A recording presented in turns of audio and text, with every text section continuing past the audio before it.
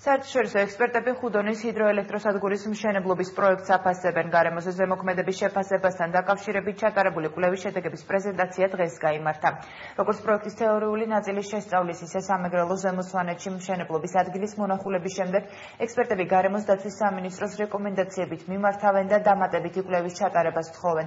მათი თქმით, შესასწავლია როგორც ბიომრავალფეროვნების შენარჩუნების საკითხი, ისე პროექტის ეკონომიკური სარგებელი. ასევე მოსამზადებელია განსახლების კონკრეტული გეგმები იმ ადამიანებისთვის, რომლებიც მშენებლობის დაწყების შემთხვევაში საცხოვრებლის გარეშე რჩებიან. ექსპერტების რეკომენდაციების შესასრულებლად მზად არიან საქართველოს მთავრობაში. მისაღებად, რომ საჭიროა გარკვეული პერიოდულობით ერთი ჰიდროლოგიური წლის განმავლობაში დაკვირვებების წარმოება და თვითონ ეროზიებთან დაკავშირებით ეს ტექნიკურ მხარეს რაც შეეხება.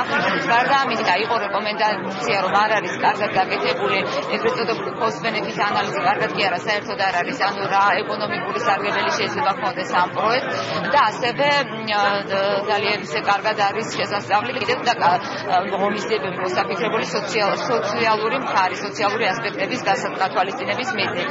ანუ ყველაფერი ამის გათვალისწინებით იყო ნათქვამი, რომ საჭიროა დამატებითი კვლევები, დამატებითი ინფორმაციის მოძიება და მხოლოდ ამის შემდეგ შეიძლება გახდეს ესეთი დასაბუთებული გადაწყვეტილების მიღება შესაძლებელი. ჩვენი მიდგომა არის, რაც შეიძლება მაქსიმალურად გამოვიყენოთ ის რესურსები, რომელიც ქვეყანას გააჩნია. ანუ ავაშენოთ ჰიდროელექტროსადგურები იმისთვის, რომ ქვეყანა გახდეს ენერგოდამოუკიდებელი.